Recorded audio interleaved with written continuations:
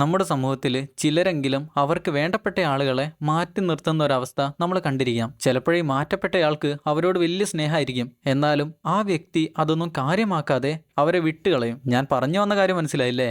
ഞാൻ ഒന്നുകൂടെ ചുരുക്കി പറഞ്ഞുതരാം. നമുക്ക് നമ്മുടെ ഫാമിലിയോട് വലിയ സ്നേഹമായിരിക്കും, എന്നാൽ നമ്മുടെ ഫാമിലിക്ക് നമ്മളെ വലിയ സ്നേഹമില്ലെങ്കിലോ, നമ്മളെ വലിയ കാര്യമാക്കുന്നില്ലെങ്കിലോ അതൊരു വല്ലാത്ത അവസ്ഥയായിരിക്കും. ആ ഒരവസ്ഥയിൽ പോകുന്ന ഒരപ്പൂപ്പന്റെ കഥയാണ് നമ്മൾ ഇന്ന് പറയാൻ പോകുന്നത്. എന്നാൽ ഈ മുത്തശ്ശനെ, അതായത് ഈ അപ്പൂപ്പനെ അന്യഗ്രഹത്തിൽ നിന്ന് വരുന്ന കുറച്ച് ജീവികൾ പിടിച്ചു കൊണ്ട് പോവാണ്. പിന്നെ അങ്ങേർക്ക് വലിയൊരു മാറ്റമാണ് സംഭവിക്കുന്നത്. അതങ്ങേർക്ക് ഉപകാരപ്പെട്ടോ എന്ന് ചോദിച്ചാൽ ഉപകാരപ്പെട്ടെന്ന് പറയാം, പക്ഷെ അതിലും വലിയ വലിയ പ്രശ്നങ്ങളാണ് അങ്ങേരെ തെരഞ്ഞു കണ്ടുപിടിക്കാനായി വരുന്നത്. അങ്ങനെ അവസാനം നമ്മുടെ ആൾക്ക് എന്ത് സംഭവിച്ചു എന്ന് പറയുന്ന സിനിമയാണ് നമ്മൾ ഇന്ന് കാണാൻ പോകുന്നത്. ഈ സിനിമയിൽ ചില്ലറയല്ല, വമ്പൻ വമ്പൻ സീനുകളൊക്കെ ഉണ്ട്. ഹോളിവുഡ് സിനിമയോടൊക്കെ മുട്ടി നിൽക്കാൻ പറ്റുന്ന ഒരു സിനിമയാണ് ഈ സിനിമ. എന്നാൽ പിന്നെ നമുക്ക് 2018 റിലീസ് ചെയ്ത ഇനുയാഷിക്കി എന്ന സിനിമയുടെ കഥ കേൾക്കാം. സിനിമ തുടങ്ങുമ്പോൾ തന്നെ രണ്ട് കുട്ടികളും ഒരമ്മയും കൂടെ അവരെടുത്ത പുതിയ വീട്ടിലേക്ക് താമസം മാറാനായി വരികയാണ്. അങ്ങനെ ആ രണ്ട് കുട്ടികളും അവരുടെ പുതിയ വീട് കണ്ട് ഞെട്ടിയങ്ങ് പോകും.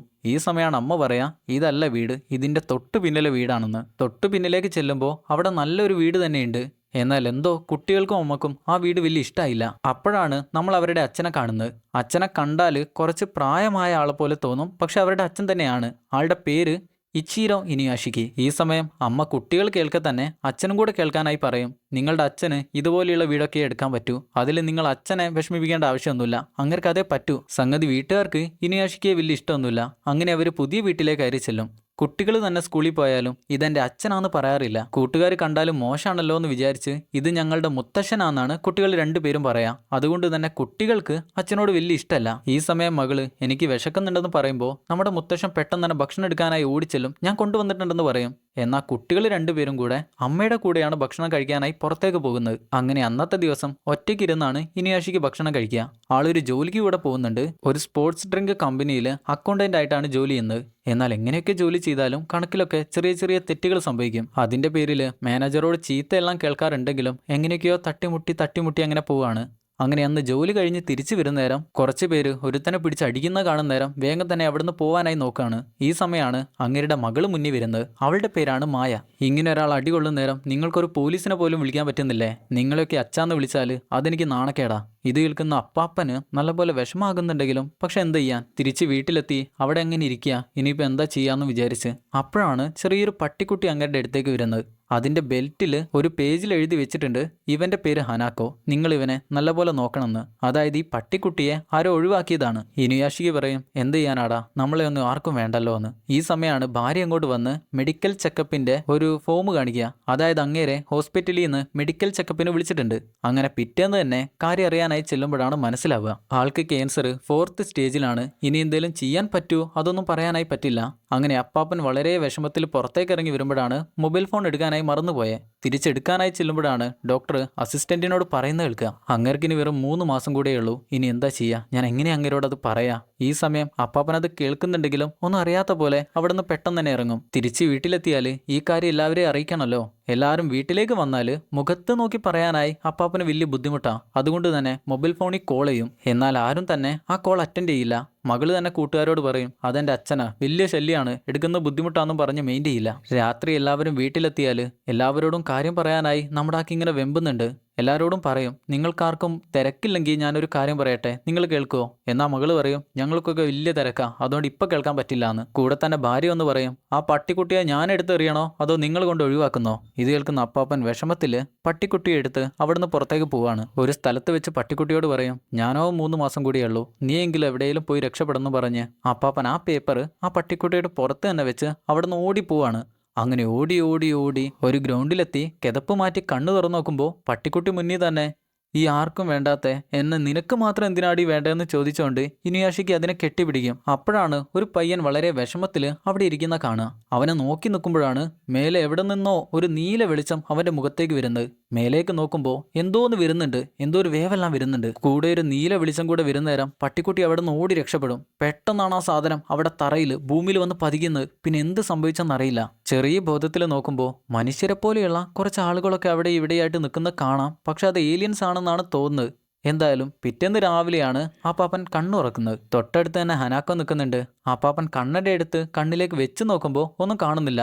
എന്നാൽ കണ്ണട മാറ്റുന്ന നേരം നല്ലപോലെ കാണുന്നുണ്ട്. ഇതിപ്പോൾ ഇന്നലെ എന്താണോ സംഭവിച്ചത്, ഇനിയിപ്പോൾ എനിക്ക് തോന്നിയതാണോ? അവിടേക്ക് നോക്കുന്ന നേരം അവിടെ വലിയ മാറ്റമൊന്നുമില്ല.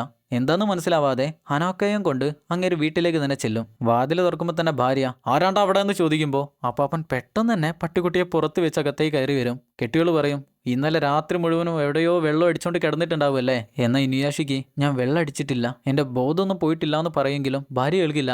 വേഗം തന്നെ പണിക്ക് പോകാൻ നോക്കെന്ന് പറയും. അങ്ങനെ എല്ലാവരുടെയും കൂടെ ഭക്ഷണം കഴിക്കാനിരിക്കുന്ന നേരം മീസോ എന്ന് പേരുള്ള സൂപ്പ് കുടിക്കുന്ന അപ്പാപ്പന് അതിന് ടേസ്റ്റ് തോന്നില്ല. ഇതിനെന്താ ടേസ്റ്റ് ഇല്ലാത്തതെന്ന് ചോദിക്കുമ്പോൾ അവരെല്ലാവരും ഞെട്ടിത്തരിച്ചങ്ങനെ നിൽക്കുക. ഇങ്ങനെ ഇതെന്താ പറയുന്നതെന്ന്. സാധാരണ ടേസ്റ്റ് ഇല്ലെങ്കിലും ഇങ്ങനെയൊന്നും ചോദിക്കുന്നതല്ല, ചോദിച്ചു പോയി. അവരുടെ നോട്ടം കൂടെ കാണുന്ന നേരം കുറച്ച് വെള്ളം കുടിക്കാമെന്ന് വിചാരിക്കും. വെള്ളം കുടിക്കാനായി ചെല്ലുമ്പോൾ ആർത്തിയോടെ വാരി വലിച്ചാണ് കുടിക്കുന്നത്. സൂപ്പാണെങ്കിൽ അങ്ങനെ തന്നെ ആർത്തിയോടെയായിരുന്നു കുടിച്ചിരുന്നത്. വീട്ടുകാർക്ക് കാര്യം എന്താണെന്ന് മനസ്സിലാവില്ല. എനിക്ക് വയറ്റിന് എന്തോ പോലെയെന്നും പറഞ്ഞുകൊണ്ട് അങ്ങേര് റൂമിലേക്ക് ചെല്ലും. ഈ സമയം കയ്യിലേക്ക് നോക്കുമ്പോൾ കയ്യിൽ നിന്ന് തീവണ്ടിയിൽ പുക പോകുന്ന പോലെ പുക എങ്ങനെ പോവുക. കുപ്പായം പെട്ടെന്ന് തന്നെ അഴിച്ചു മാറ്റും. കൈയെല്ലാം എന്തോ ഒരു ഇരുമ്പ് പോലെയാണ് തോന്നുന്നത്. അവിടെ എന്തോ ഒരു ബട്ടൺ കൂടെയുണ്ട്. അത് അമർത്തുമ്പോഴാണ് നഖം തുറന്നു വരുന്നത്. അതിനകത്ത് എന്തൊക്കെയോ വയറ് കുത്താനായിട്ടുള്ള സ്ഥലമൊക്കെ ഉണ്ട്. പെട്ടെന്നാണ് കൈ ഒരു ഗണ്ണായിട്ട് മാറി വന്ന് ആ നേരത്തെ കുടിച്ചിരുന്ന മീസോ സൂപ്പില്ലായിരുന്നോ അത് പുറത്തേക്ക് തുപ്പി കളയുന്നത്, ഷൂട്ട് ചെയ്ത് കളയുന്നത്. തോക്കായ കൈ അതുപോലെ തന്നെ തിരിച്ചു വരും. ഇതെന്താ എനിക്ക് സംഭവിക്കുന്നതെന്ന് മനസ്സിലാവാതെ കഴുത്തിൽ തൊട്ടുനോക്കുമ്പോൾ അവിടെയുണ്ട് ഒരു ബട്ടൺ.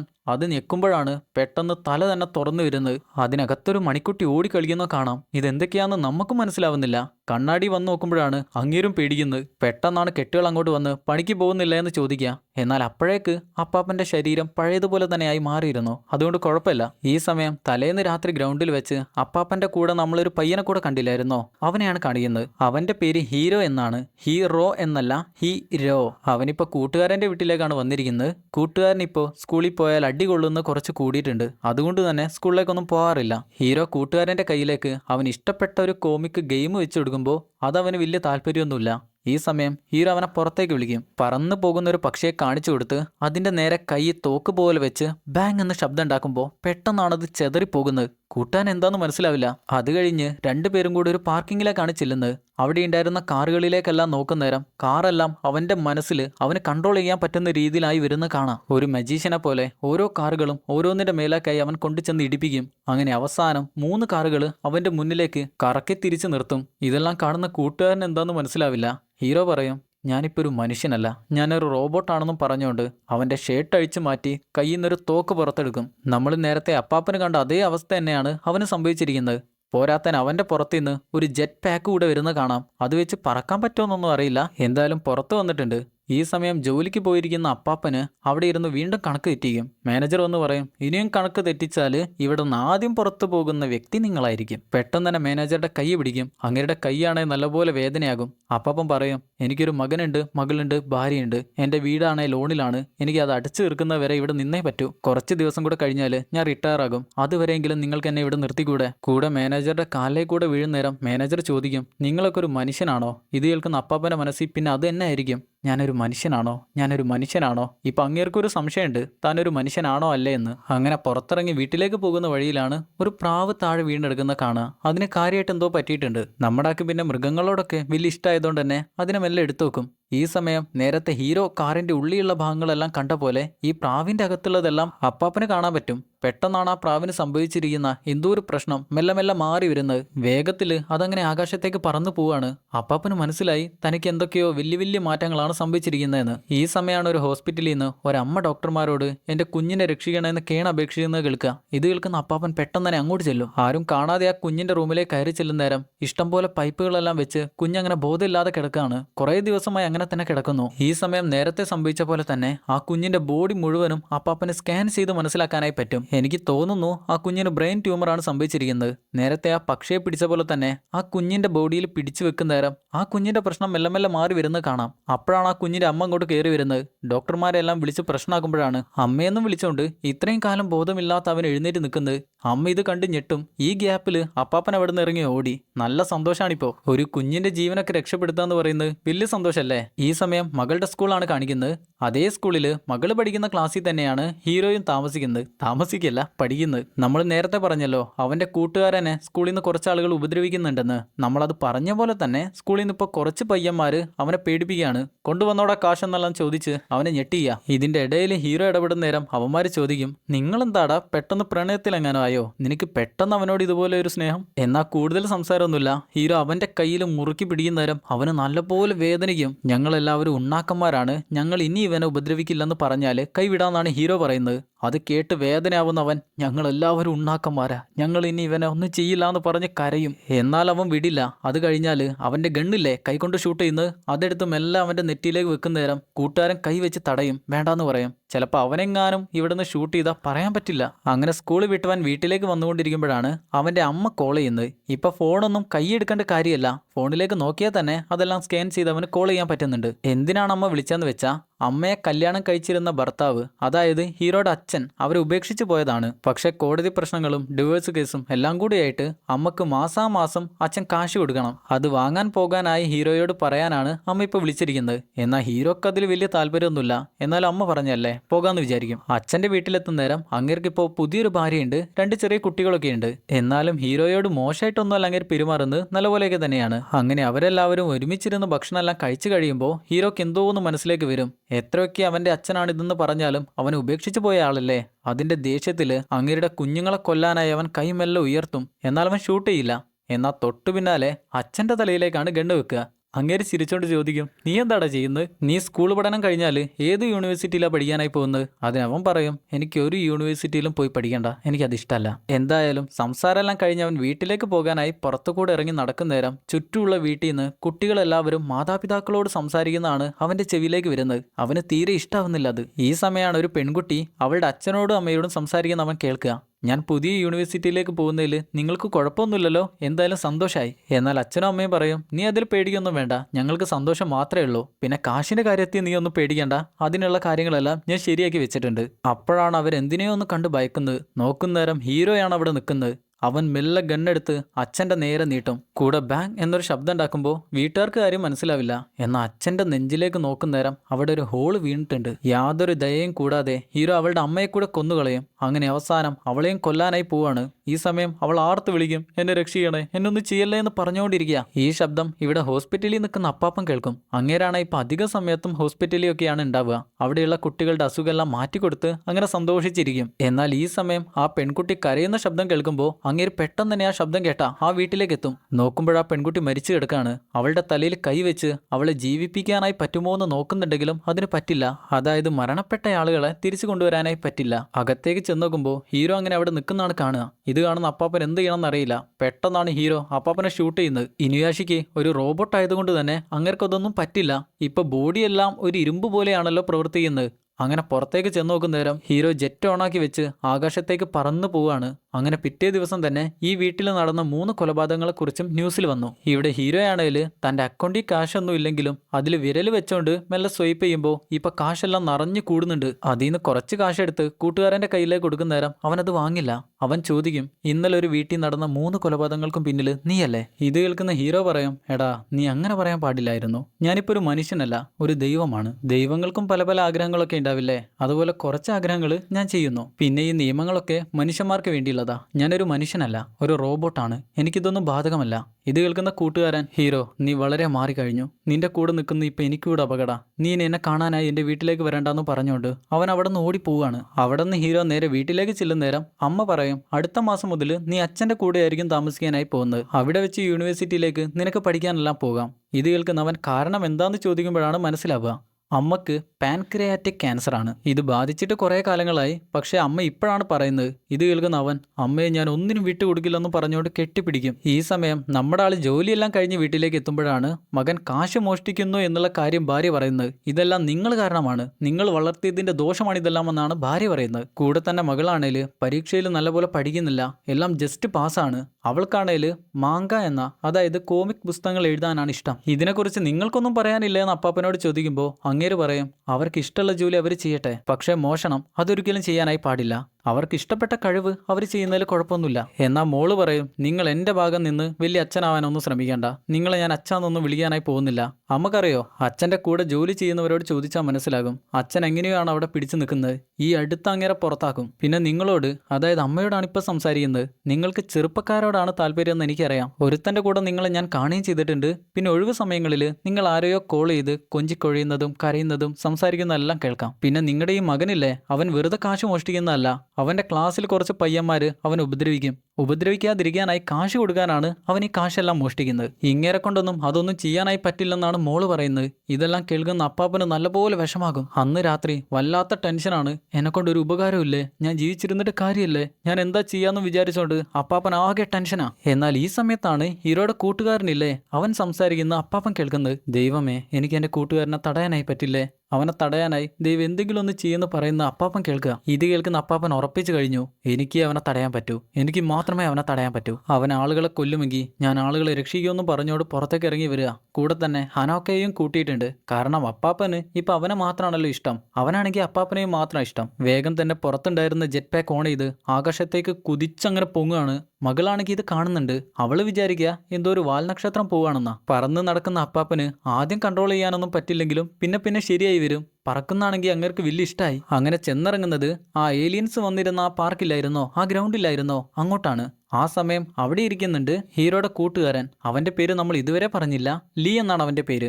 അവൻ നോക്കുന്നേരം എന്തിനെ പോലെ അപ്പാപ്പൻ അങ്ങനെ നിൽക്കുക. കൂടുതൽ വൈകാതെ ഇതുവരെ സംഭവിച്ചിരിക്കുന്ന കാര്യങ്ങളൊക്കെ എന്താന്ന് അപ്പാപ്പൻ അവന് പറഞ്ഞെടുക്കും. അത് കേൾക്കുന്ന അവൻ പറയും, ഇതെല്ലാം ഏലിയൻസ് ചെയ്തതാവാനാണ് സാധ്യത. എന്നാൽ ഈ ഏലിയൻസ് എന്താന്ന് പോലും അപ്പാപ്പൻ അറിയില്ല. എന്തായാലും അപ്പാപ്പൻ പറയും, ഞാൻ ഈ ഭൂമിയിൽ ജീവിക്കാൻ തുടങ്ങിയിട്ട് 58 വർഷമായി. ഇതുവരെ ഞാൻ ആർക്ക് വേണ്ടിയാണ് ജോലി ചെയ്യുന്നത്, ഞാൻ ആർക്ക് വേണ്ടിയാണ് ജീവിക്കുന്നതെന്ന് പോലും എനിക്ക് മനസ്സിലായിട്ടില്ല. ഇനിയെങ്കിലും എനിക്ക് നാട്ടുകാർക്ക് വേണ്ടി എന്തെങ്കിലും ഒന്ന് ചെയ്തേ പറ്റൂ, എനിക്ക് അവനെ തടഞ്ഞേ പറ്റൂ എന്ന് പറയും. അതിന് ലീ പറയും, നിങ്ങളെപ്പോലെ തന്നെയായിരുന്നു അവനും. അവനെ ചെറുപ്പം മുതലേ എനിക്കറിയാം, അവൻ നല്ലൊരു മനുഷ്യനായിരുന്നു. പിന്നെ എന്തൊക്കെയോ സംഭവിച്ചു. ഇനി നമുക്ക് ചെയ്യാനായി പറ്റുന്ന ഒരേ ഒരു കാര്യം നിങ്ങളുടെ ബലഹീനതകൾ എന്തൊക്കെയാണെന്ന് കണ്ടുപിടിക്കുക. അതേപോലെയുള്ള പ്രശ്നങ്ങൾ അവന്റെ ഭാഗത്തും ഉണ്ടാകും. അത് വെച്ച് നമുക്ക് അവനെ പൂട്ടാം. നിങ്ങൾ ഇങ്ങനെ ആയതിനു ശേഷം എന്തെങ്കിലും ബലഹീനതകൾ ഉണ്ടായിട്ടുണ്ടോ എന്ന് ചോദിക്കുമ്പോൾ അങ്ങേര് പറയും, മീസോ സൂപ്പ് കഴിച്ചപ്പോൾ എന്റെ തോക്കിലൂടെ അത് പുറത്തേക്ക് വന്നിരുന്നു. എന്നാൽ പെട്ടെന്നിങ്ങനെ അതും ഇതുപോലൊരു ബലഹീനത കേട്ടപ്പോൾ കാര്യം എന്താണ്, അതിന്റെ കാരണം എന്തായിരിക്കും, അതൊന്നും ലീക്ക് മനസ്സിലായില്ല. എന്തായാലും പിറ്റേ ദിവസം മുതൽ ലീ അപ്പാപ്പന് ട്രെയിനിങ് കൊടുക്കുകയാണ്. അപ്പാപ്പന് ഈ ശക്തികളൊക്കെ ഉണ്ടെങ്കിലും അത് നല്ലപോലെ ഉപയോഗിക്കാനായി പഠിക്കണമല്ലോ, അതിനാണ് ഇങ്ങനെ ചെയ്യുന്നത്. എന്നാൽ ഈ ഷൂട്ട് ചെയ്യുന്ന പരിപാടി എത്രയൊക്കെ ചെയ്തിട്ടും നടക്കുന്നില്ല. ഒരു കാനനാണ് ഷൂട്ട് ചെയ്യുന്നത്. അവസാനം ഫുൾ സ്ട്രെങ്ത്തിൽ ഷൂട്ട് ചെയ്യുമ്പോഴാണ് അത് കുറച്ചെങ്കിലും ഒന്ന് അനങ്ങുക. മാത്രമല്ല ഷൂട്ട് ചെയ്ത് കഴിയുമ്പോൾ തന്നെ നല്ലപോലെ ദാഹിക്കുന്നുണ്ട്. ഇതേ സമയം ഹീറോയും അവൻ്റെ അമ്മയും കൂടെ ഡോക്ടറെ കാണാനായി വന്നിരിക്കുക. ഈ സമയം ഡോക്ടർ പറയും, എനിക്ക് നിങ്ങളോട് എങ്ങനെയാണ് പറയേണ്ടതെന്ന് അറിയില്ല, നിങ്ങളുടെ ശരീരത്തിൽ ഒരു ക്യാൻസർ സെല്ല് പോലും കാണാനായി പറ്റുന്നില്ല.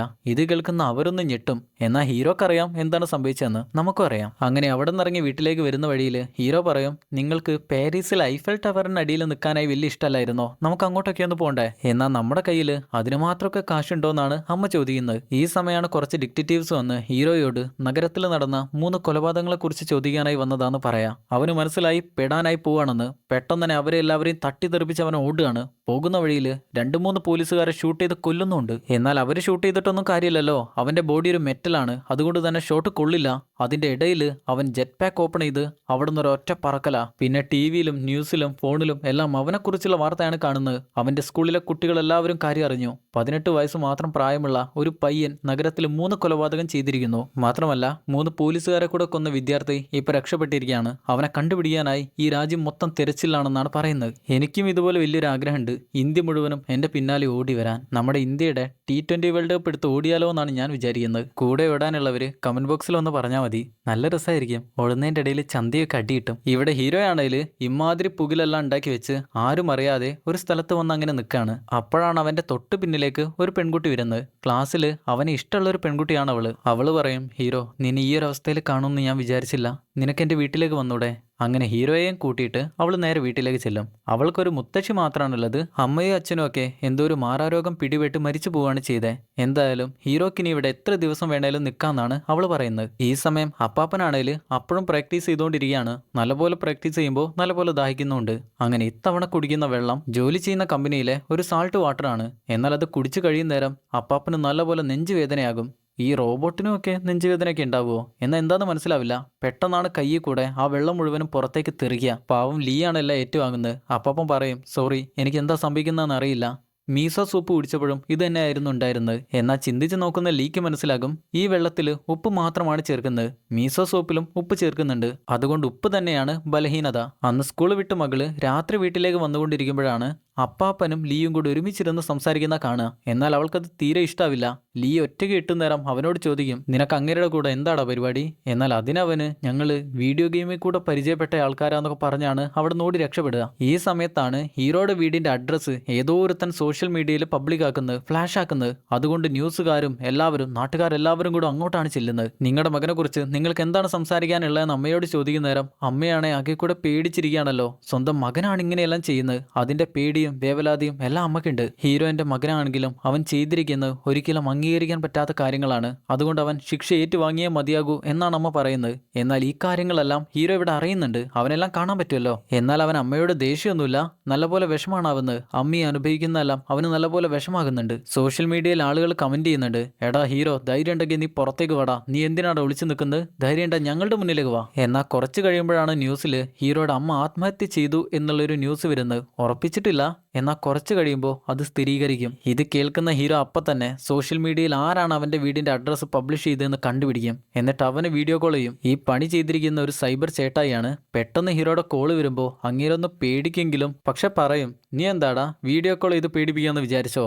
ഈ സമയം ഹീറോ അവന്റെ കൈകൾ നേരെ സ്ക്രീനിലേക്ക് ഉയർത്തിപ്പിടിച്ച് ബാങ് എന്ന് ശബ്ദം ഉണ്ടാക്കുമ്പോൾ അവൻ ഇവിടെ നിന്ന് മരിക്കും. അതായത് കൊല്ലാനായി ഒരാളുടെ അടുത്ത് നേരിട്ട് പോകേണ്ട ആവശ്യമില്ല, ഇതുപോലെ കോൾ ചെയ്താലോ വീഡിയോ കോൾ ചെയ്താലോ അങ്ങനെയൊക്കെ എന്തെങ്കിലും ചെയ്താൽ മതി. അങ്ങനെ സോഷ്യൽ മീഡിയയിൽ അവനെതിരായി കമന്റ് ചെയ്ത ആളുകളെ എല്ലാവരെയും കണ്ടുപിടിച്ച് അവരെ കോൾ ചെയ്ത് ഷൂട്ട് ചെയ്ത് കൊന്നുകൊണ്ടേയിരിക്കുകയാണ്. വലിയൊരു കൊലപാതക പരമ്പര കഴിയുമ്പോൾ തന്നെ അവൻ നല്ലപോലെ ക്ഷീണിക്കും. അവന് വെള്ളം കുടിച്ചാലേ ഇനി എന്തെങ്കിലും ചെയ്യാൻ പറ്റൂ. നമ്മുടെ അപ്പാപ്പന്റെ കാര്യം അങ്ങനെ തന്നെയാണ്, വെള്ളം കുടിച്ചാലേ എന്തെങ്കിലുമൊക്കെ ചെയ്യാൻ പറ്റും. കാമുകി പറയും, നീ പേടിക്കേണ്ട ആവശ്യമില്ല, ആ കൊലപാതകം ചെയ്ത ആളുകളെ എല്ലാവരെയും പോലീസ് കണ്ടുപിടിക്കും, നിനക്ക് പെട്ടെന്ന് തന്നെ ഫ്രീ ആവാം. ഇത് കേൾക്കുന്ന ഹീറോ പറയും, ഞാനാണ് ആ കൊലപാതകങ്ങളെല്ലാം ചെയ്തിരിക്കുന്നത്. എന്നാൽ അവൾ വിശ്വസിക്കില്ല. ഹീറോ അവളുടെ കൈയും പിടിച്ചോണ്ട് നേരെ പുറത്തേക്ക് ചെന്ന് പെട്ടെന്നാണ് അവളെയും പിടിച്ചോണ്ട് മേലേക്ക് പറന്നുയരുക. അവൾക്കാണ് എന്താണ് സംഭവിക്കുന്നതെന്ന് അറിയില്ല, ആകെ കൂടെ പേടിച്ചിരിക്കുകയാണ്. താഴെ കാണിച്ചു പറയും, ഈ ജപ്പാനിൽ ജീവിക്കുന്ന എല്ലാവരും എൻ്റെ ശത്രുക്കളാണ്, എനിക്ക് നിന്നെ മാത്രം മതി, നീയാണ് എൻ്റെ ജീവൻ. പിറ്റേന്ന് രാവിലെ തന്നെ സോഷ്യൽ മീഡിയ മുഴുവനും ന്യൂസ് മുഴുവനും ഈ കൊലപാതകത്തെക്കുറിച്ചാണ് ചർച്ച ചെയ്യുന്നത്. ഈ ഷോട്ട് കൊണ്ടതിൽ പല ആളുകളും എങ്ങനെയൊക്കെയോ രക്ഷപ്പെട്ടിട്ടുണ്ട്. അവരെല്ലാവരും പറഞ്ഞിരിക്കുന്നത് സ്ക്രീനിലൂടെ ഹീറോ വന്നു ഷൂട്ട് ചെയ്തു എന്നാണ്. ഈ കാര്യം മനസ്സിലാകുന്ന അപ്പാപ്പൻ അപ്പം തന്നെ ലിയെ കോൾ ചെയ്ത് പറയും. ലിയെ കോൾ ചെയ്യുമ്പോഴും ഫോൺ ചെവിയിൽ വെക്കേണ്ട ആവശ്യമൊന്നുമില്ല, നേരിട്ടങ്ങ് സംസാരിച്ചാൽ മതി. ലിയോട് പറയും, സ്മാർട്ട് ഫോൺ ഉപയോഗിക്കുന്ന ആളുകൾ എല്ലാവരും മരിക്കാനായി പോവാണ്. അതിന് ലീ പറയും, നിങ്ങൾക്ക് ഹീറോയെ കണക്ട് ചെയ്യാനായി പറ്റിയോ? എന്നാൽ അവനെ കോൾ ചെയ്ത് കണക്ട് ചെയ്യാനായി പറ്റുന്നില്ല. എന്നാൽ അച്ഛൻ ഒറ്റയ്ക്ക് നിന്ന് സംസാരിക്കുന്ന കാണുന്ന മകൾ വന്ന് ചോദിക്കും, നിങ്ങൾ എന്താ ചെയ്യുന്നത്, നിങ്ങൾക്ക് എന്താ പറ്റിയേ, നിങ്ങളും ആ ലീയും തമ്മിൽ എന്താണ് ബന്ധം? എന്നാൽ അച്ഛൻ അതിനൊന്നും പറയില്ല. അപ്പാപ്പൻ പെട്ടെന്ന് തന്നെ അവിടുന്ന് പോകും. എന്നാൽ ഈ സമയത്താണ് നമ്മൾ തുടക്കത്തിലേ കണ്ടില്ലായിരുന്നോ, ഒരു പയ്യനെ ഹോസ്പിറ്റലിൽ വെച്ച് അപ്പാപ്പൻ അവനെ എഴുന്നേൽപ്പിക്കുന്നത്, അവന്റെ അസുഖമെല്ലാം മാറ്റി കൊടുക്കുന്നത്. ആ കുഞ്ഞിന്റെ അമ്മ സോഷ്യൽ മീഡിയയിലും ന്യൂസിലും എല്ലാം വന്ന് ഒരത്ഭുത മനുഷ്യൻ എന്റെ മകനെ രക്ഷിച്ചു എന്നുള്ള കാര്യം പറയാം. നാട്ടുകാർക്ക് എല്ലാവർക്കും വിശ്വസിക്കാതിരിക്കാൻ പറ്റില്ലല്ലോ, കാരണം അങ്ങനെയുള്ള കാര്യങ്ങളാണ് ഇവിടെയെല്ലാം സംഭവിച്ചുകൊണ്ടിരിക്കുന്നത്. അതുകൊണ്ട് ഇപ്പൊ സോഷ്യൽ മീഡിയയിൽ ആളുകൾ എല്ലാവരും കമന്റ് ചെയ്യുന്നത് ഹീറോ സമം വില്ലൻ, അത്ഭുത മനുഷ്യൻ സമം നായകൻ എന്നാണ്. എന്നാൽ ഹീറോക്ക് ഇതുവരെ മനസ്സിലായിട്ടില്ല ആരാണ് ഈ അത്ഭുത മനുഷ്യൻ, ആരാണ് ഈ നായകൻ. അതായത് അപ്പാപ്പനെ കുറിച്ച് അവൻ ഇതുവരെ മനസ്സിലായിട്ടില്ല. അന്ന് രാത്രി അവന്റെ കാമുകി കുറച്ച് വെള്ളം കുടിച്ച് കിടക്കാനായി ചെല്ലുമ്പോഴാണ് ഒരു പട പോലീസുകാർ മുന്നിൽ ഗണ്ണും പിടിച്ച് നിൽക്കുന്ന കാണുക. അതേസമയം തന്നെ ഹീറോയെ അങ്ങോട്ടെത്തും. അവർ ഷൂട്ട് ചെയ്യുമ്പോഴേക്ക് അവളെയും പിടിച്ച് താഴേക്ക് വീഴെങ്കിലും അവർ പടപടാന്ന് ഷൂട്ട് ചെയ്യാണ്. പടപട കുറച്ച് കൂടിപ്പോയെങ്കിൽ ക്ഷമിക്കുക. എന്തായാലും പോലീസുകാർ അവരെ എല്ലാവരെയും കൊല്ലാനായി നോക്കുന്ന പോലെയാണ് ഷൂട്ട് ചെയ്യുന്നത്. പിന്നെ അവനൊന്നും നോക്കില്ല, അവൻ എല്ലാവരെയും ഷൂട്ട് ചെയ്ത് കൊന്നുകളയും. കാമുകിയെ നോക്കുമ്പോൾ അവൾ മരിച്ചു കിടക്കാണ്. മുത്തശ്ശിയെ നോക്കുമ്പോൾ അവരും മരിച്ചു കിടക്കാണ്. അവൻ ഏറ്റവും കൂടുതൽ ഇഷ്ടപ്പെട്ടിരുന്ന അവന്റെ അമ്മ മരിച്ചു. അതിനുശേഷം അവൻ ഏറ്റവും കൂടുതൽ ഇഷ്ടപ്പെട്ടിരുന്ന അവന്റെ കാമുകി മരിച്ചു. അവളുടെ മുത്തശ്ശി മരിച്ചു. ഇനി അവൻ ആരുമില്ല. അവൻ ഒരു കാര്യം ഉറപ്പിച്ചെടുത്തു, ഈ ജപ്പാനിലെ എല്ലാവരെയും അവൻ കൊന്നുകളയുമെന്ന്. അങ്ങനെ ജെറ്റ് പാക്ക് ഓപ്പൺ ചെയ്തു. വേഗത്തിൽ അവൻ ഒരൊറ്റ പറക്കലാണ്. പോലീസുകാർക്ക് എന്താന്ന് മനസ്സിലാവില്ല. പിറ്റേന്ന് രാവിലെ അവൻ ഒരു വലിയ ബിൽഡിങ്ങിന്റെ മേലെ വന്ന് അങ്ങനെ ഇരിക്കുകയാണ്. ഈ സമയം ന്യൂസിൽ അവനെക്കുറിച്ച് തന്നെയാണ് സംസാരിക്കുന്നത്. എന്നാൽ കമന്റ് ബോക്സിൽ മുഴുവനും ഹീറോയെ കണ്ട പിടിച്ച് കടിക്കും, പിടിച്ച് കീറും, കൊല്ലും എന്നൊക്കെ പറയുന്ന ആളുകളാണ്. എന്നാൽ ഹീറോ വിചാരിക്കുക എല്ലാത്തിനെയും ഞാൻ കാണിച്ചു തരാമെന്നാണ്. ഇവിടെ നമ്മുടെ ആളെ വീട്ടിൽ നിന്ന് രാവിലെ എല്ലാവരും ജോലിക്ക് പോകാനായി നിൽക്കുന്ന നേരം അപ്പാപ്പൻ എല്ലാവരോടും പറയും, ആരും പുറത്തു പോകല്ലേ, അപകടമാണ്, ആരും പോവല്ലേ. എന്നാൽ ആരും മെയിൻ്റെ ചെയ്യില്ലെന്ന കാര്യം നമുക്കറിയാം. കൂടെ മകളുടെ കൈ പിടിക്കുന്ന നേരം അവൾ തട്ടി മാറ്റും. ഇത്രയും കാലം ഞങ്ങൾ നോക്കാൻ നിങ്ങൾക്ക് പറ്റിയില്ല, ഇനി അങ്ങോട്ടും അങ്ങനെ തന്നെ മതിയെന്ന് പറഞ്ഞ് അവൾ അവിടെ നിന്ന് പോവാണ്. അവൾക്കാണ് ഇന്നൊരു ഐവി ഉണ്ട്, അതും ടോക്കിയോ സിറ്റിയിലെ വലിയൊരു ബിൽഡിങ്ങിലേക്ക്. അതുകൊണ്ട് അവൾ നേരെ അങ്ങോട്ടാണ് പോകുന്നത്. അവിടെ അവളുടെ കൂട്ടുകാരെല്ലാവരും ഉണ്ട്. അവരെല്ലാവരും ഹീറോയെക്കുറിച്ച് തന്നെയാണ് സംസാരിക്കുന്നത്. അവൻ ഇമാതിരി ഒരു സൈക്കോ ആണെന്നുള്ള കാര്യം ഞങ്ങൾക്ക് അറിയില്ലായിരുന്നു എന്നൊക്കെയാണ് സംസാരം. ബിൽഡിങ്ങിന്റെ ഏറ്റവും മേലെയുള്ള നിലയിലേക്ക് എത്തുമ്പോൾ ടോക്കിയോയിലെ എല്ലാ ബിൽഡിങ്ങും നമുക്കും കാണാനായി പറ്റും. അതിലൊരു പെൺകുട്ടി പറയുന്നുണ്ട്, ഇവിടുന്ന് നോക്കുമ്പോൾ ടോക്കിയോ എന്തൊരു ഭംഗിയാന്ന്. ഇവിടെ ബിൽഡിങ്ങിന് മേലെ ഇരിക്കുന്ന ഹീറോ അവന്റെ കയ്യിൽ നിന്ന് ഒരു ക്യാമറ ഓൺ ചെയ്യും. എന്നിട്ട് നാട്ടിലെ എല്ലാ ടിവിയും മോണിറ്ററും എല്ലാം ഹാക്ക് ചെയ്ത് അവന്റെ മുഖമാണ് പിന്നെ വരിക. ഇപ്പൊ സോഷ്യൽ മീഡിയയിൽ പരന്നുകൊണ്ടിരിക്കുന്ന ചില പ്രസ്താവനകളും തെറ്റിദ്ധാരണകളും നിങ്ങളെ മനസ്സിലാക്കാനാണ് ഞാൻ വന്നിരിക്കുന്നത്. ഈ പ്രശ്നങ്ങൾക്കെല്ലാം തിരികൊളുത്തിയിരിക്കുന്നത് പോലീസുകാരാണ്. അവരൊരു പാവം പെൺകുട്ടിയെയും അവളുടെ മുത്തശ്ശിയെയും ഷൂട്ട് ചെയ്ത് കൊന്നു. അതിലുപരി എന്റെ ഏറ്റവും പ്രിയപ്പെട്ടിരുന്ന എന്റെ അമ്മയെ ഈ നാട്ടുകാർ കൊന്നു കളഞ്ഞു. അതുകൊണ്ട് എന്റെ യുദ്ധം ഇനി ഈ ജപ്പാനോടാണ്. അങ്ങനെ സ്ക്രീനിലെ കൈ ഉയർത്തിപ്പിടിച്ച് ബാങ് ബാങ് ബാങ് എന്ന് ഷൂട്ട് ചെയ്തുകൊണ്ടേയിരിക്കുകയാണ്. ഈ ഒരു വീഡിയോ ഏതെല്ലാം സ്ക്രീനുകളിൽ ആരെല്ലാം കാണുന്നുണ്ടോ അവരിൽ ഓരോ ആളുകൾക്കും ഷോട്ട് കൊണ്ടുകൊണ്ടേയിരിക്കുകയാണ്. എല്ലാവരും മരിച്ചുകൊണ്ടേയിരിക്കുകയാണ്. ഈ സമയത്ത് അപ്പാപ്പൻ പ്രാക്ടീസ് ചെയ്തുകൊണ്ടിരിക്കുകയായിരുന്നു. അപ്പോഴാണ് തലയിലേക്ക് കുറെ ആളുകൾ സഹായം ചോദിക്കുന്ന ശബ്ദം കടന്നു വരുന്നത്. അപ്പാപ്പൻ പറയും, ഇത്തവണ കുറെ ആളുകൾ സഹായം ചോദിക്കുന്നുണ്ട്, എനിക്ക് എന്തെങ്കിലും ചെയ്തേ പറ്റൂല്ലേ, എനിക്കിപ്പോ തന്നെ പോയേ പറ്റൂന്ന് പറഞ്ഞുകൊണ്ട് അവിടുന്ന് റെഡി ആവുക. പോകുന്ന വഴിയിൽ കുടിക്കാനായി ഒരു കുപ്പി വെള്ളം കൂടെ ലീ അപ്പാപ്പന്റെ കയ്യിലേക്ക് വെച്ചെടുക്കും. അങ്ങനെ അപ്പാപ്പൻ അവിടുന്ന് പറന്നു പൊങ്ങി. ഈ സമയം ന്യൂസിൽ ഹീറോയെക്കുറിച്ച് ഏറ്റവും കൂടുതൽ മോശമായി സംസാരിക്കുന്ന ഒരു റിപ്പോർട്ടർക്ക് ഹീറോ കോൾ ചെയ്യും. അങ്ങേര് ഫോണിൽ ചെവിയിൽ വെച്ച് നീയൊക്കെ എന്താടാ കാട്ടിക്കൂട്ടുന്നേ ചോദിക്കുമ്പോഴേക്ക് അങ്ങേര് മരിച്ചു. കൂടെ തന്നെ സ്കൂളിൽ വെച്ച് അവനെയും ലീയെയും കൂടി ഉപദ്രവിച്ചിരുന്ന 2 പയ്യന്മാരില്ലായിരുന്നോ, അവരെയും അവൻ വീഡിയോ കോൾ ചെയ്യുന്നുണ്ട്. അവരെയും ഷൂട്ട് ചെയ്ത് കൊന്നുകളയും. സ്കൂൾ വിദ്യാർത്ഥികൾ എല്ലാവരും പേടിക്കും. നാട്ടിലെ എല്ലാ സ്ക്രീനിലും ഹീറോയുടെ വിളയാട്ടാണ്.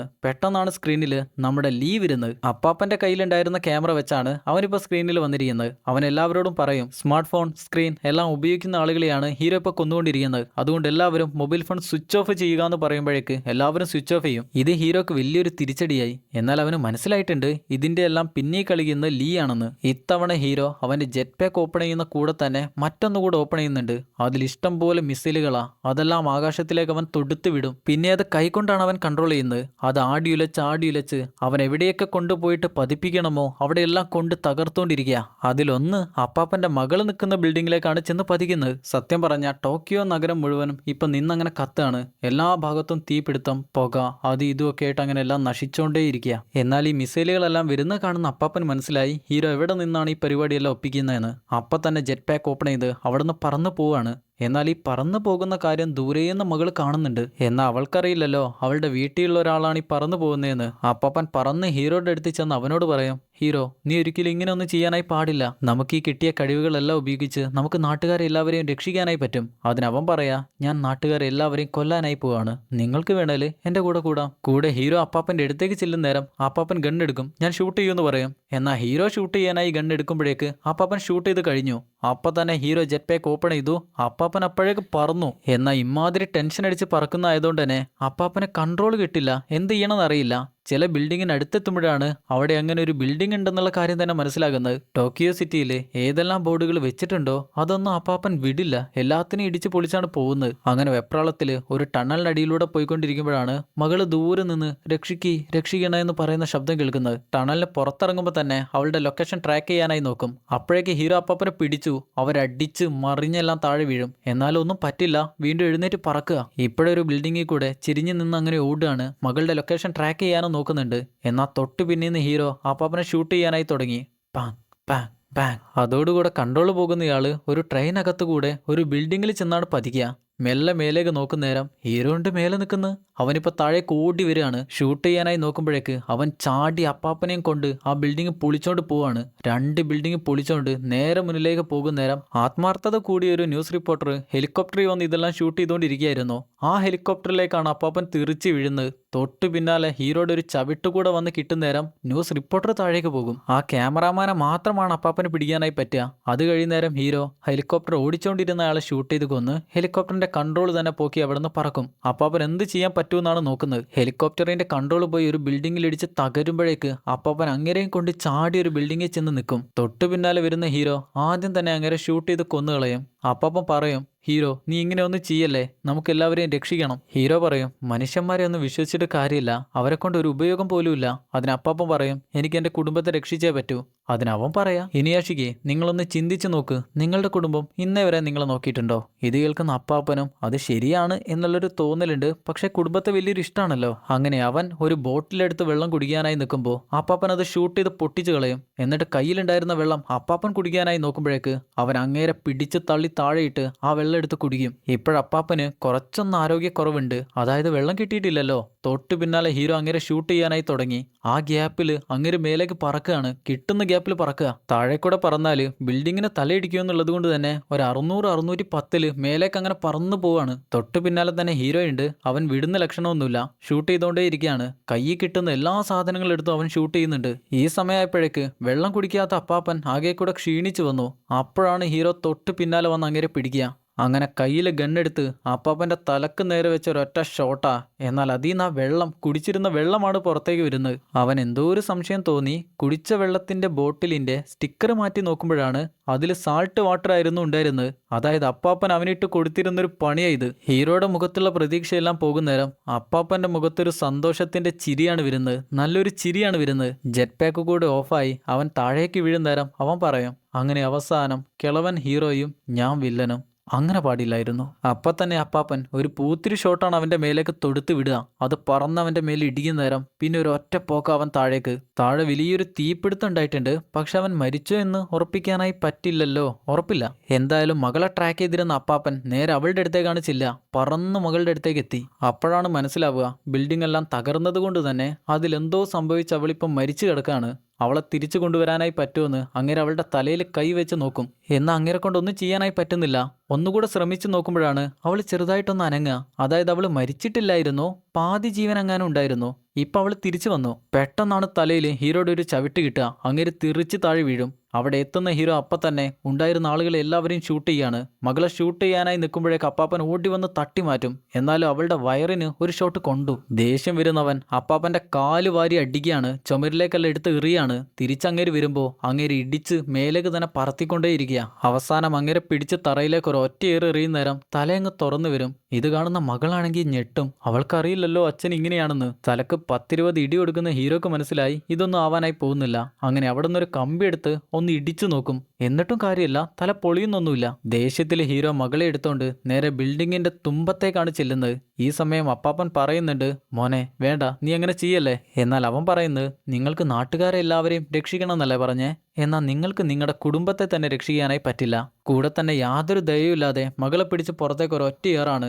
അപ്പം തന്നെയാണ് അപ്പാപ്പന്റെ തല തുറന്നു വരുന്നത്. അതിനകത്ത് ഇതുവരെ ഉണ്ടായിരുന്നത് ഒരു നീല നിറമല്ലായിരുന്നോ? ആ നിറമെല്ലാം മാറി ഇപ്പൊ ചുവപ്പായി. ഇപ്പൊ പെരുത്ത സ്പീഡിലാണ് അത് കറങ്ങിക്കൊണ്ടിരിക്കുന്നത്. ഒരച്ഛന് തന്റെ മക്കൾക്ക് ഇങ്ങനെ സംഭവിക്കുന്ന ഒരിക്കലും കണ്ടു നിൽക്കാനായി പറ്റില്ലല്ലോ. പിന്നെ ഒരു ഒറ്റ പോക്കാണ്. അത് കാണുന്ന ഹീറോ അപ്പാപ്പന്റെ നേരെ പറന്നു വന്ന് ഇടിക്കാനായി കൈകൊണ്ട് ആഞ്ഞി വീശുന്നുണ്ടെങ്കിലും അപ്പാപ്പന്റെ തലക്കിടി കൊള്ളുന്ന നേരം അവന്റെ കൈ തന്നെയാണ് ചെതറി ഇല്ലാതെയാവുന്നത്. എന്നാൽ അപ്പാപ്പന്റെ ഇടി അവന്റെ വയറിനാണ് കൊള്ളുക. ഒരു ഭാഗത്ത് അവിടെയാണെങ്കിൽ ചെതറി അങ്ങ് പൊളിഞ്ഞുപോയി. അതേ വേഗത്തിൽ തന്നെ നേരെ മകളുടെ അടുത്തേക്കാണ് ചെല്ലുന്നത്. അങ്ങനെ വേഗത്തിൽ അവളുടെ അടുത്ത് ചെന്ന് അവളെ പിടിക്കുന്നുണ്ടെങ്കിലും തറയിലേക്ക് ഇടിച്ചാണ് വീഴുക. അങ്ങനെ ദൂരെ ചെന്നാണ് നിൽക്കുന്നത്. മകളെ നോക്കുന്ന നേരം അവൾക്ക് അനക്കമൊന്നുമില്ല. ഒരു ഷോട്ട് കൂടെ കൊണ്ടിട്ടുണ്ടല്ലോ. അപ്പാപ്പൻ അവളെ കെട്ടിപ്പിടിച്ച് ഒന്നുകൂടെ തിരിച്ചു കൊണ്ടുവരാനായി നോക്കുമ്പോൾ പെട്ടെന്ന് തന്നെ അവൾ തിരിച്ചു വന്നു. അമ്പരപ്പിൽ നിൽക്കുന്ന അവള്, ഇതെന്റെ അച്ഛൻ തന്നെയാണോ, നിങ്ങൾക്ക് എന്തെങ്കിലും പറ്റിയോ എന്ന് ചോദിക്കും. അവളുടെ വായെന്ന് ആദ്യമായിട്ടായിരിക്കും അപ്പാപ്പൻ ഇങ്ങനെ ഒരു വാക്ക് കേൾക്കുന്നത്. സന്തോഷത്തിൽ അപ്പാപ്പൻ, ഞാൻ അതിനുള്ള മറുപടി നിനക്ക് പിന്നെ പറഞ്ഞു തരാമെന്ന് പറഞ്ഞുകൊണ്ട് അവിടുന്ന് എഴുന്നേൽക്കാണ്. അങ്ങനെ കുറച്ച് മുന്നിലേക്ക് വന്ന് ജെറ്റ് പാക്ക് ഓപ്പൺ ചെയ്ത് ആകാശത്തേക്ക് അങ്ങനെ പറന്നു പോവുക. പിന്നെ നമ്മൾ കാണുന്നത് ജപ്പാൻ പ്രസിഡന്റിന്റെ പത്രസമ്മേളനമാണ്. അതിലങ്ങേര് പറയുന്നത്, ജപ്പാന്റെ ക്രമസമാധാനം ഇല്ലാതെയാക്കാൻ ശ്രമിച്ച ഹീറോയെ പിടിക്കാനായി ഞങ്ങൾ ശ്രമിച്ചിരുന്നു, പക്ഷെ അതിന് സാധിച്ചില്ല. പക്ഷേ പ്രശ്നങ്ങൾക്കെല്ലാം ശേഷം 7 ദിവസങ്ങൾക്കിപ്പുറം അവന്റെ ബോഡി 6 മണിക്ക് അവന്റെ വീട്ടിൽ വെച്ച് കിട്ടി. അതോടുകൂടെ ഹീറോ മരിച്ചതായി പ്രഖ്യാപിക്കുന്നു. മാത്രമല്ല നൂറ്റാണ്ടിലെ കില്ലിംഗ് മെഷീൻ എന്നാണ് ഹീറോ ഇപ്പോൾ അറിയപ്പെടുന്നത് തന്നെ. എന്നാൽ ഈ ന്യൂസ് എല്ലാം രാവിലെ ജോലിക്ക് പോകാനായി ഭക്ഷണം കഴിച്ചുകൊണ്ടിരിക്കുന്ന അപ്പാപ്പൻ കേൾക്കുന്നുണ്ട്. കുടുംബം എല്ലാവരും കേൾക്കുന്നുണ്ട്. എന്നാൽ ഇപ്പോൾ കുടിക്കാൻ പോകുന്നത് മീസോ സൂപ്പാണ്. അത് കുടിച്ചാൽ വരാൻ പോകുന്ന പ്രശ്നത്തെക്കുറിച്ചെല്ലാം അറിയാം. അതുകൊണ്ട് തന്നെ കുടിക്കാനായി വിചാരിക്കില്ല, വേണ്ടാന്ന് വെക്കും. മകളാണേൽ ഇതിന്റെ ഇടയിൽ ഒന്നും തന്നെ സംസാരിക്കാതെ അച്ഛനെ എങ്ങനെ നോക്കി നിൽക്കാണ്. അവൾക്ക് അച്ഛൻ ആരാണെന്ന് പറയണമെന്നുണ്ട്, പക്ഷെ അങ്ങേരതിന് സമ്മതിക്കില്ല. ഈ സമയം ഭാര്യ അങ്ങേരോടുള്ള ദേഷ്യത്തിൽ പറയും, ഇന്ന് ഞാൻ 2 ഷിഫ്റ്റ് ജോലിക്ക് പോവുകയാണ്, അല്ലാതെ വീടിന്റെ ലോൺ അടച്ചു തീർക്കാൻ പറ്റുമെന്ന് എനിക്ക് തോന്നുന്നില്ല. അതായത് അപ്പാപ്പനെ കളിയാക്കാനായി ശ്രമിക്കുകയാണ്, അതും സീരിയസ് ആയി. കൂടെ തന്നെ ഹീറോയുടെ ന്യൂസ് കാണുന്ന ഭാര്യ പറയും, ഈ മഹാപാപിയൊക്കെ ആരായിരിക്കോ കൊന്നിട്ടുണ്ടാവുക. എന്നാൽ മകൾ അച്ഛന്റെ മുഖത്തേക്ക് നോക്കുന്നുണ്ടെങ്കിലും അപ്പാപ്പൻ വേണ്ട വേണ്ട പറയല്ലേ എന്ന് കാണിക്കും. ടിവിയിൽ പ്രസിഡന്റ് ഹീറോയുടെ ബോഡി കിട്ടി, അവൻ മരിച്ചുപോയി എന്നൊക്കെ പറഞ്ഞില്ലായിരുന്നോ? എന്നാൽ ശരിക്കും ഹീറോയുടെ ബോഡി ഇതുവരെ കിട്ടിയിട്ടില്ല. ജനങ്ങളെ പരിഭ്രാന്തരാക്കണ്ട എന്ന് വിചാരിച്ചാണ് അങ്ങനെ പറഞ്ഞിട്ടുള്ളത്. ഇതേ സമയം വീട്ടിലിരിക്കുന്ന ലീ അവന്റെ റൂമിലേക്ക് കയറി ചെല്ലുന്നേരം അവിടെയുണ്ട് ഹീറോ ഒരു പുസ്തകം വായിച്ചിരിക്കുന്നത്. പെട്ടെന്ന് തന്നെ അവനെ കണ്ട് പേടിക്കുന്നുണ്ടെങ്കിലും ഹീറോ ചോദിക്കും, നിനക്കെന്നെ കണ്ടിട്ട് പേടിയാവുന്നുണ്ടോ? ഹീറോയ്ക്ക് ഇപ്പോൾ ഒരു കൈയില്ല, കൂടെ തന്നെ വയറിന്റെ കുറച്ച് ഭാഗവുമില്ല. ആ ഭാഗങ്ങൾ, ആ പാർട്സുകൾ മാത്രമാണ് ഗവൺമെന്റിന് ഇപ്പൊ കിട്ടിയിരിക്കുന്നത്. അത് വെച്ചാണ് ഹീറോ മരിച്ചെന്ന് അവർ പറഞ്ഞിരിക്കുന്നത്. ലീ അവന്റെ കയ്യിലെ പുസ്തകം വാങ്ങിച്ചോണ്ട് അവന്റെ തൊട്ടടുത്തിരുന്ന് പറയും, നിന്നെ കാണുമ്പോൾ എനിക്ക് പേടിയാവുന്നുണ്ട്, എന്നാൽ സന്തോഷാവുന്നുണ്ട്. പിന്നെ എന്ത് സംസാരിക്കണമെന്ന് അറിയില്ല. ഒരു നിശബ്ദത. ലീ പറയും, നമുക്കെന്നാല് ഒരു വീഡിയോ ഗെയിം കളിച്ചാലോ? അങ്ങനെ അവൻ ഗെയിം സെറ്റ് ചെയ്ത് ഹീറോയെ തിരിഞ്ഞു നോക്കുന്നേരം അവനെ അവിടെ കാണുന്നില്ല. കർട്ടൻ മാത്രം ചെറുതായി അനങ്ങുന്ന കാണാം. അവൻ അവിടെ നിന്ന് പോയി. അങ്ങനെ ലീയുടെ വീട്ടിലെ കർട്ടൻ കാണിച്ചുകൊണ്ട് ഇനുയാഷിക്കി എന്ന സിനിമ അവസാനിക്കുന്നു. സിനിമ എല്ലാവർക്കും ഇഷ്ടപ്പെട്ടെന്നാണ് വിചാരിക്കുന്നത്. പ്രായമായൊരു മനുഷ്യൻ സൂപ്പർ ഹീറോ ആയാൽ എങ്ങനെയുണ്ടാകും, അതാണ് ഈ സിനിമയിൽ കാണിക്കുന്നത്. അതെല്ലാവർക്കും ഇഷ്ടപ്പെട്ടെന്നാണ് ഞാൻ വിചാരിക്കുന്നത്. പിന്നെ ഈ സിനിമയ്ക്ക് ഒരു സെക്കൻഡ് പാർട്ടില്ല. ശരിക്കിതൊരു കോമിക് ആയിരുന്നു.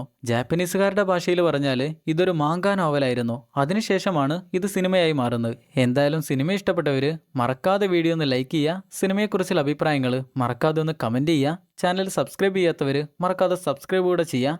എന്നാൽ പിന്നെ ഇതുപോലെ നല്ലൊരു സിനിമയായി അടുത്ത വീഡിയോയിൽ കാണുന്നവരെ Tata bye bye. Film Chronicle.